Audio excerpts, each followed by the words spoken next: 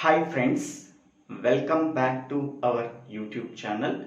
Today we have to discuss about one of the important concept in digital electronics course, digital logic design course, switching theory and logic design course, and the computer organization and architecture course is difference between serial adder and parallel adder. Now we can go for the differences. The first difference is, suppose we want to perform the addition operation between two binary numbers in serial form, we have to use serial adder. But whereas in the case of parallel adder, suppose we want to perform the addition operation between two binary numbers in parallel form, we have to use parallel adder.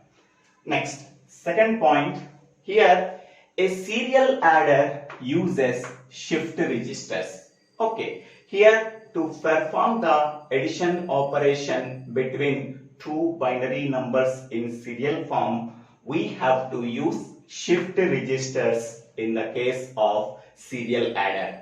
But whereas in the case of parallel adder, we have to use registers with the parallel load capability. Whenever the registers contains the parallel load capability, we have to use that registers to perform the addition operation between two binary numbers in parallel form in the case of parallel adder. Next, third point. In the case of serial adder, it requires only one full adder. Only one full adder is sufficient to perform the addition operation in serial adder. But whereas in the case of parallel adder, it requires multiple number of full adders. How many number of full adders are required? How many number of bits in the given binary number, that number of full adders are required. Suppose the binary number contains 4 bits, therefore it requires 4 full adders. Next, fourth point, a carry flip-flop is used in the serial adder. In the case of serial adder, we have to use one flip-flop. That flip-flop is called as carry flip-flop. So that carry flip-flop can produce a value. That value can be given as input for the carry in the case of full adder. But whereas in the case of parallel adder, a ripple carry adder is used in the case of parallel adder. Okay, here we have to use carry flip-flop. Here we have to use a ripple carry adder. Next, fifth point, the number of required full adders is fixed, only one. We already know that only one full adder is required to perform the addition operation between two binary numbers. That is always fixed. Only one full adder is required to perform the addition operation between two binary numbers in serial form. But whereas in the case of parallel adder, how many number of full adders are required? That is equal to the number of bits in the given binary number. Suppose there are 4 bits are there in the given binary number, it requires 4 full adders.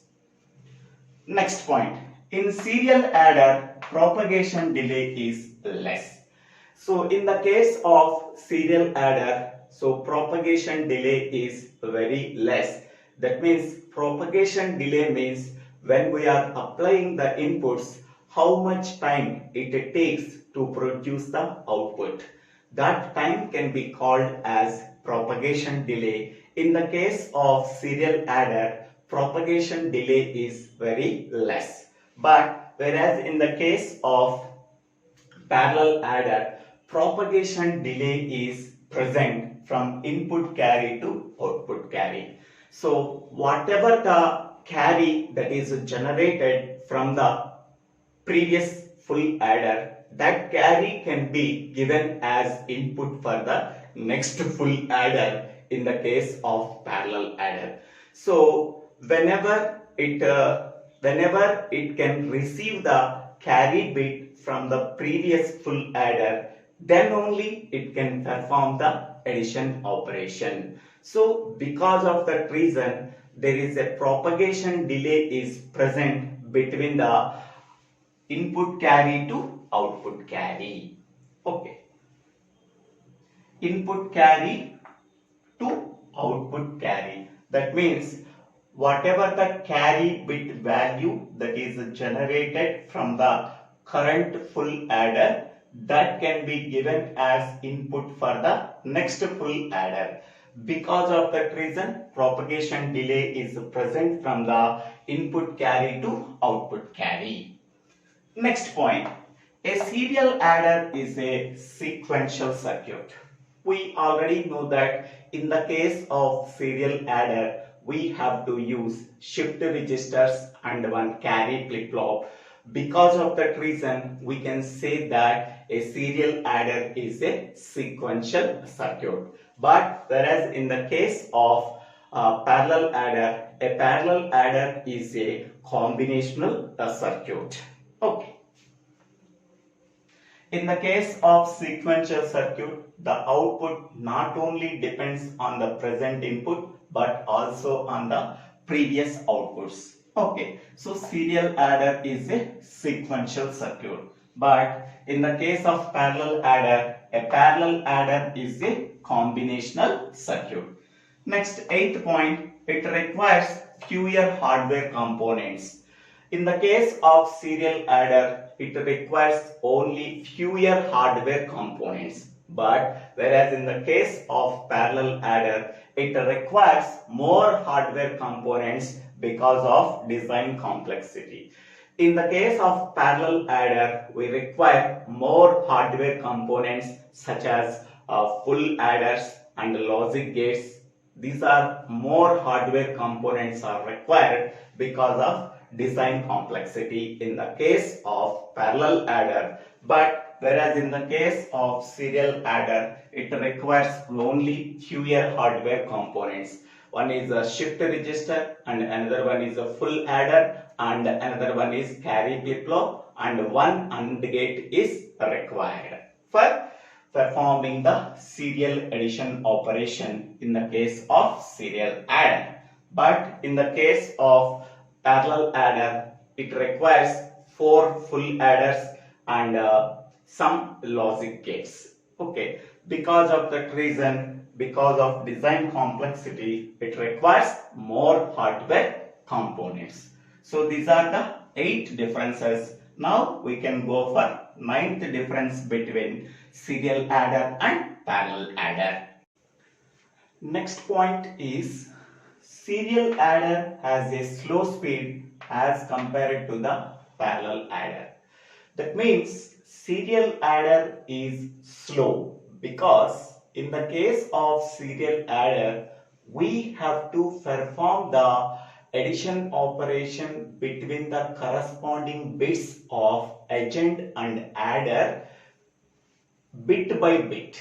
Because of that reason, it can take more time to perform the addition operation between the two binary numbers. So hence we can say that serial adder is slow. But in the case of parallel adder, performing the addition operation between the corresponding bits in parallel by using full adders. So that we can say that parallel adder is fast when compared to the serial adder. Next point. Addition process is carried out bit by bit, therefore addition time relies on bit count. In the case of serial adder, so addition operation is carried out bit by bit. Okay, so after performing the addition operation between the two bits, then we can go for the next two bits. After that, we can go for the next two bits. So hence we can say that we have to perform the addition operation bit by bit. So hence we can say that addition time relies on bit count. If the number of bits in the given binary numbers are more, it can take more time. Okay, if the number of bits in the given two binary numbers are less, then it can perform the addition operation somewhat fast. So hence we can say that addition time relies on bit count. Okay, in the case of serial adder, how much time it can take to perform the addition operation, that depends only on the bit count. But whereas in the case of parallel adder, addition process is carried out simultaneously. That implies all bits sum up simultaneously. Therefore, time does not rely on bit count. In the case of parallel adder, addition time does not depends on bit count, because we have to perform the addition operation between two binary numbers in parallel form by using full adders. Hence we can say that addition time does not rely on bit count in the case of parallel adder, whereas in the case of serial adder, addition time relies on bit count completely. Now, so whatever the procedures I am telling regarding serial adder and parallel adder, that can be explained in these diagrams. Okay, so in the case of serial adder, we have to perform the binary addition operation between two binary numbers that are adjoint and addend. So adjoint bits can be taken in shift register A and addend bits can be taken in shift register B. Okay, here we have to perform the shifting operation by using shift register control. Okay, whenever the shift register control is enabled, we have to perform the shifting operation towards right one bit at a time from these two shift registers A and B. Okay, now we have to perform the addition operation between the two binary numbers that are present in shift register A and shift register B. For that purpose, we have to use full adder. That full adder can take three inputs X, Y and Z and two outputs sum and carry output. Okay, the sum output again send as feedback as input to the shift register A, and carry output can be sent to D input of D flip flop. Whatever the output that we are getting from this D flip flop, that can be again sent as carry input for this full adder. Okay, now this D flip flop can work by this clock pulse. This clock pulse coming from this AND gate. This AND gate can take two inputs SR and CP. SR means shift register control and this is clock input. When both these values are 1, the output of the AND gate is 1. So that output can be sent as clock input for this D flip flop. Then D flip flop produce the output Q. That Q output can be sent as input for third input of this full adder. Next one, SO means a serial output. Whenever we are shifting one bit to the right, so in this register the LSB bit, in this register the LSB bit can be shifted out, that are stored in serial output. So that output can be sent as input for X of full adder. That output can be sent as input for Y for this full adder, and Z input coming from this D flip flop. Then after performing the addition operation, whatever the result we are getting, that result is stored in some output. That result is again stored in the shift register in vacant place, that is at MSB bit.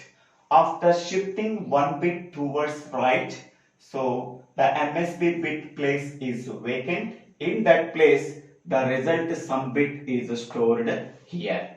Okay. Next one, the carry bit. If any carry bit is generated, that can be sent as input for D flip-flop. The output again can be sent as Z input of full adder.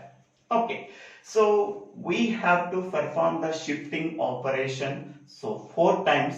So 4 bits are vacant. Whatever the sum bits are there, that sum bits again stored in 4 vacant places in shift register A. But in shift register B, so 4 bits are vacant.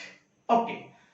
So here the 4 bits are filled with the sum bit result. But here the 4 bits are vacant after performing 4 times shift right operation. Okay. In this way, the serial adder operation can be performed. At K time, we are giving 1 bit to the serial output by performing shift right operation, 1 bit at a time. Okay. So after performing the addition operation, the result is stored in shift register A. Okay. Suppose again we are adding another binary number.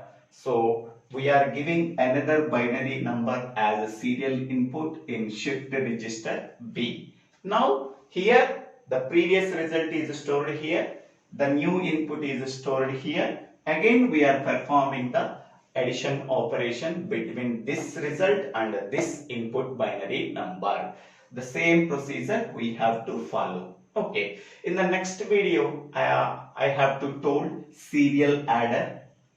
Okay, brief description of serial adder in the next video. If anybody wants, please refer that video. Okay, next one.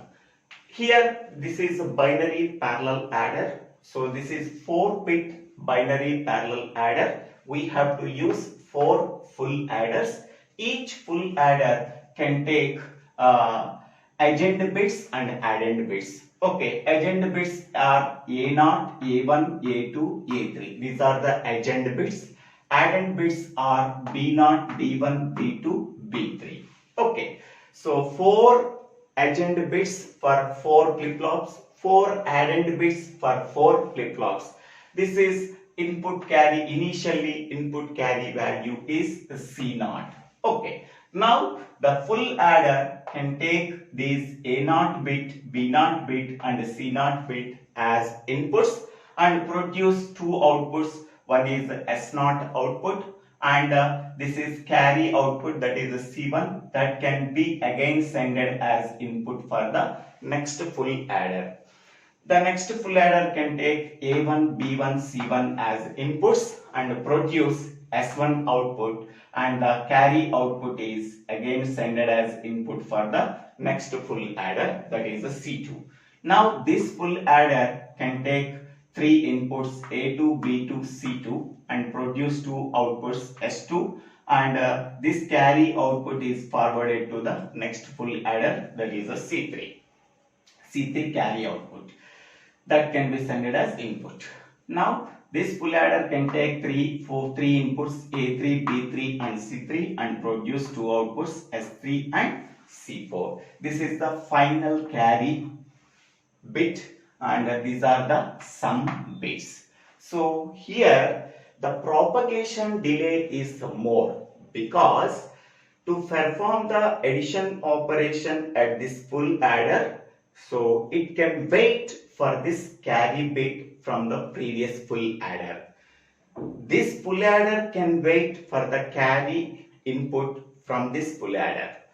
This full adder can wait for the carry input from this full adder, so that the propagation delay is more. But here we are applying the parallel inputs at the same time for the 4 full adders. But here we are giving the inputs for this full adder bit by bit. From this here one bit is shifted out, from this here one bit is shifted out. Whatever the bits that are shifted out from the shift register, that can be sent as the inputs. So addition time can relies on bit count that are stored in shift register A and shift register B. But here addition time does not rely on bit count. Addition time relies on carry output that is coming from the previous full adder. Because of that reason, here propagation delay is less, here propagation delay is more. But it is faster, but it is slower, because the input can be taken in serial fashion. Here the input can be taken in parallel fashion. So these are the 11 differences between serial adder and parallel adder. 10 are differences and 11th difference is block diagram. I hope all of you understanding this video. If you really understanding this video, please click on the like button and share this video to your friends and classmates. If you have any doubts, please put your doubts in the comment section. I will try to clarify your doubts. If you really like this video, click on the like button and please subscribe my YouTube channel. So Divvela Srinivasa Rao.